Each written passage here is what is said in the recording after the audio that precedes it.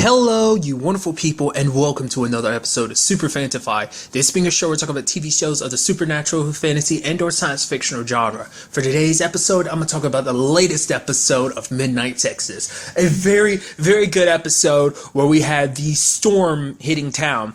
I'll go right off and tell you the bad. Like, I was thinking things were going to be a little bit differently what happens with this storm. I thought at the end we're going to find out the whole storm was caused by Fiji. Because obviously, like, you're cutting back and forth between present day and 10 years ago when Fiji originally came to Midnight. Kind of interesting. I didn't know that's kind of cool that she was in Midnight that long. I think in my head, I just assumed she'd been a Midnight her entire time. But it was like, no, she came to Midnight. But obviously, you see things talking about, like, oh, like, obviously she's spending time with her Aunt Mildred. I was wondering because I was like, oh, did she accidentally kill her Aunt Mildred? Was Jeremy accidentally turned into Mr. Snuggly? Did she try to, like, bring him back to life and he got transformed? Like, I was wondering, like, what the whole familiar situation was. It's like, no, Snuggly's just Snuggly. I mean, not unless there's more to it than that. But I guess I've never been too, like, clear on the whole familiar angle of, like, I mean, they act as guidance. I mean, I don't know how old he really is. I mean, he's old enough to have been around for as long as, like, Mildred was or whatever. But it seems like Mildred's whole situation seems like, I mean, it's never really brought up, but I guess it's like, it's just natural causes or just, she was older or whatever. But I thought no matter what, because basically the only person who saw this guy was Fiji. That's why I was like, oh, she must be making it all up. It must be all in her head. Because obviously the entire time she's keeping, like, her past a secret. Like, because at the beginning when she was sleepwalking, she didn't tell them what it told her, that basically all she is she's deaf. She brings death to those around her. Because I brought out the fact is that Fiji was like, the whole conversation came up when, Bowie came to town and she was doing the whole thing about, like, everyone's truths were coming out and everything. And Fiji was like, well, my secrets won't hurt anybody, and then Bobo was like, well, you can't say that for certain. And it's like, I was like, okay, now we're getting it. What secrets that she had buried? Because I was wondering, like, we're going to get answers to that, right? And it seems like we are. But it's like, because the thing is, like, going back to why I thought was her, it's because her powers are controlled by her emotions. She's afraid, Kokonar's getting all in her head and everything, and I thought she was projecting and stuff like that. I had a feeling like the person in the mask would be Jeremy, but I thought it was like her projecting Jeremy because she felt guilty about it. Like, this whole thing is just reminiscing about, like, her own guilt eating at her. And I guess arguably you could say that's what Kokonar did. The reason why he sent Jeremy specifically, because he's the biggest mistake that Fiji has ever made, and that was accidentally killing him and everything, which it was purely an accident, but she still hurt him. It was the fact that she couldn't control her powers and everything. And because it's interesting when you look at Fiji then compared to who Fiji is now. I mean, granted, we still haven't seen all there is to Fiji, but it sounds like, her emotions kind of ran amok. But I guess I'm assuming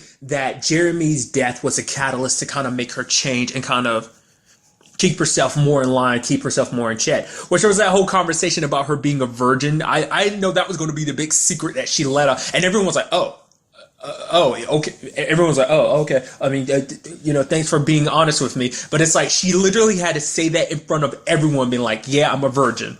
And that's the reason why Kokonar really wants her, because she's a virgin witch, and because she's older as a virgin witch, she's just that much more powerful. So, like, obviously he wants her powers from the very beginning, but, like, that's why he wants her even more. And it's like, oh, man. And for her, it's super embarrassing. But it's like, it goes hand in hand into why she's still a virgin.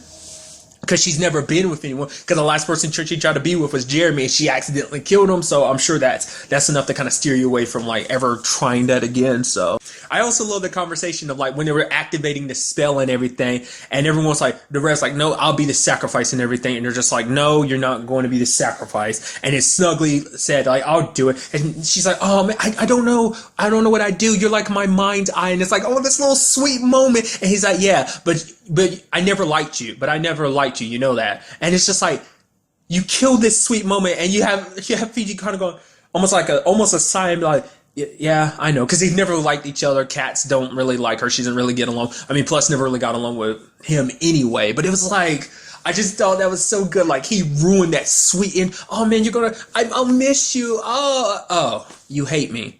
Yeah, I kind of figured. But you didn't have to ruin your final moments like that. I thought that was so interesting. Because ultimately, I thought that's what Manfred was going to reveal at the end, was going to be like, okay, everything he's doing is going to be for the purposes of trying to trick Fiji and realizing that this was all, like, of her own creation, but it's not, and it turned out not to be the case. So obviously he dropped that, but that was just where my mindset was at.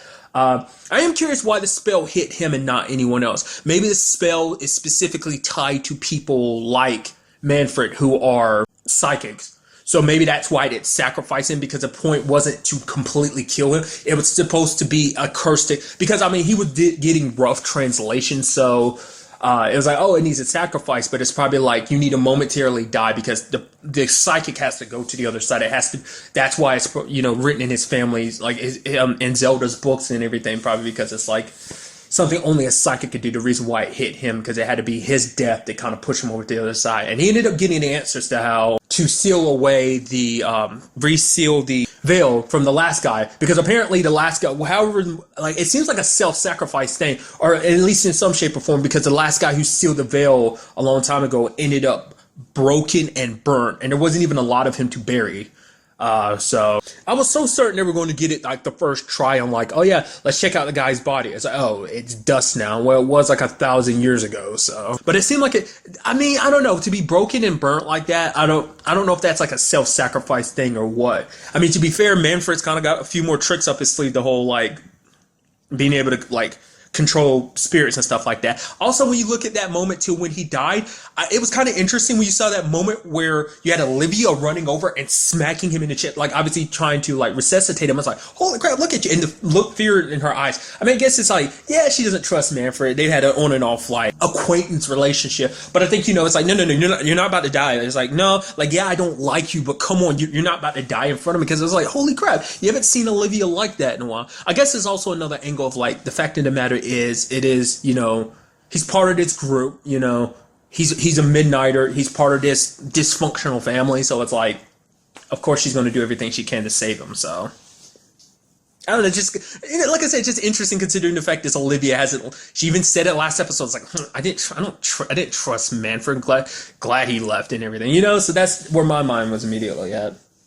Also, like along with Creek, I thought things were going to work out differently for her in this episode. I was like, oh man, like the moment she was about to leave again, like because Manfred told her, hey, leave, but she crashed. I guess it's almost serendipitous, because it's like, because of that, she stayed behind to be able to get Manfred when time came to get him. So also, I love that this is the episode where everyone finds out about Snuggly can talk, because first you have Manfred and Creek hearing him and turning and looking at him in the cage, but at the same time, when everyone else finds out, you have Bobo in the background like, yep, the cat can talk. It's like you never bothered telling anyone that the cat can talk. It's like everyone else is learning, and you almost have like the Rev being like, and you have like Joe and Lim kind of be like, okay, like an angel and vampire. I'm sure they're gonna accept it a little bit more, but it's kind of interesting. Even the were tiger that the Rev is kind of like, the talking cat, yeah, that look on his face. And now I'm sitting here thinking about it. It is a conversation that I was like,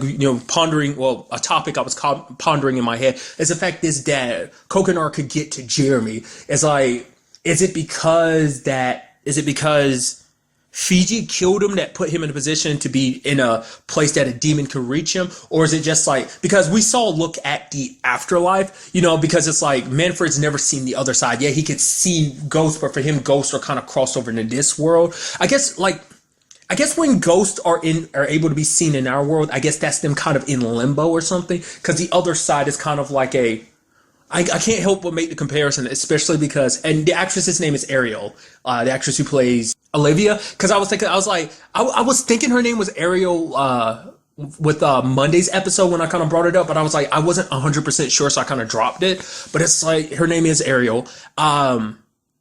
Vampire Diaries, and Vampire Diaries had like an other side. It was kind of like a empty reflection of the living world, essentially. That's how the other side worked, and it seems like it's kind of a similar thing, obviously, to represent it. Obviously, they give it kind of a bluish like filter to represent, like, yeah, this is the empty other side or something like that. But I'm curious to see how that whole thing works. Like when you're not seeing a spirit, are they there wandering the other side? Then why is it that midnight was empty?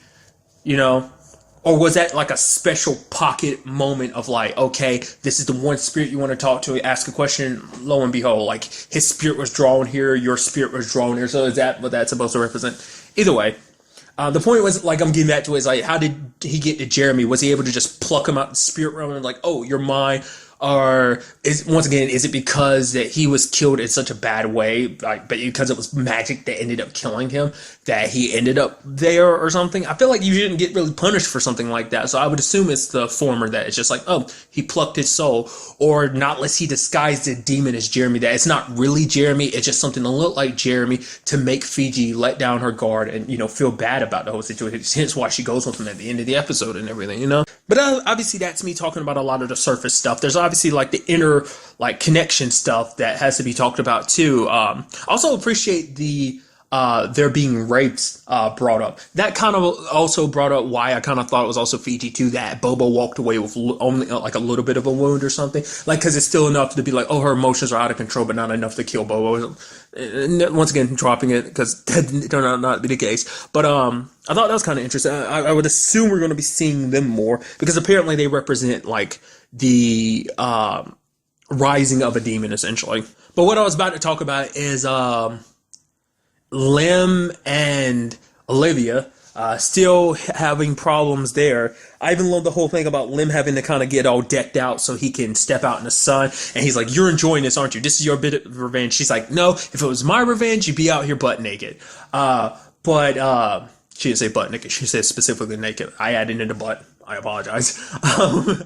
Nevertheless, but it was kind of an interesting conversation where it ended up coming out that she's been in Midnight for a couple years. I don't know why in my head I just never realized it was a couple years that she's been there because of the whole like constantly moving around thing, which is kind of the conversation that kind of got brought up between her and Lim. Is like she's going to leave Midnight after this whole thing is settled. Make sure Fiji's okay. She's going to leave because it's like it's not just Lim, it's everything. It's just like for one, she never stays in one single spot for too long because her dad could always track her down. Which I'm surprised he never played a bigger role in this season than he did, like sending that one guy after her. To be fair, because it's like everyone has like their episodes where they kind of dealt with their situations, their past. Everyone had one in this season so far, so that was pretty crazy. Like dealing with family issues, their own issues, like Manfred in Hightower, Lim and his old vampire pals, Creek and her family situation. Now Fiji's dealing with her situation, Bobo and his, like.